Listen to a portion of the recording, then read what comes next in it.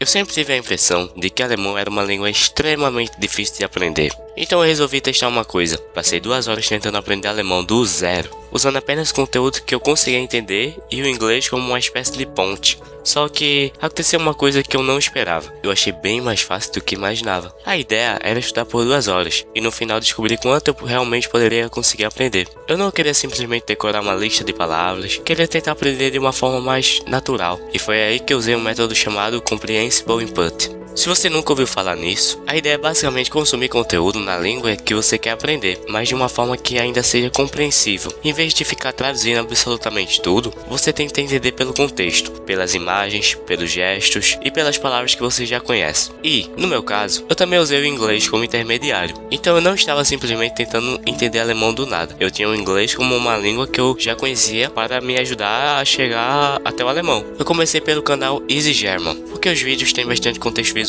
e são feitos justamente para pessoas que estão aprendendo alemão. No começo, obviamente, eu não entendia nada, mas eu comecei a reconhecer algumas palavras, algumas estruturas e principalmente comecei a perceber que eu conseguia entender certas coisas sem precisar traduzir cada palavra. E foi aqui que eu comecei a ficar surpreso, porque eu estava esperando que o alemão fosse muito mais complicado, mas depois de um tempo, algumas frases básicas começaram a fazer sentido. Por exemplo, eu aprendi a falar Ich bin Pierre, eu sou Pierre. Ich bin 18, eu tenho 18 anos. Ich komme aus Brasilien, eu sou do Brasil. E também Ich habe einen Bruder, eu tenho um irmão. Agora, obviamente, isso não significa que eu aprendi alemão em 1 hora e meia. Eu ainda estava muito longe de conseguir conversar normalmente. Mas achei interessante perceber que em pouco tempo eu já conseguia construir algumas frases que antes daquele dia eu simplesmente não saberia falar. E tem uma pequena mentira nesse vídeo. O plano original era estudar por 2 horas, mas no final de tudo eu estudei por aproximadamente 1 hora e meia.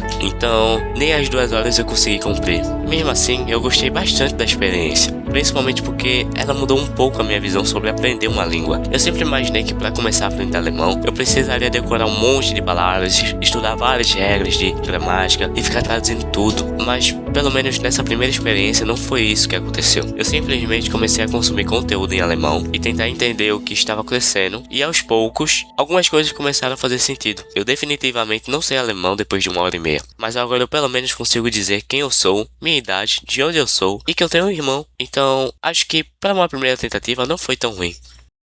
O resultado foi muito bom.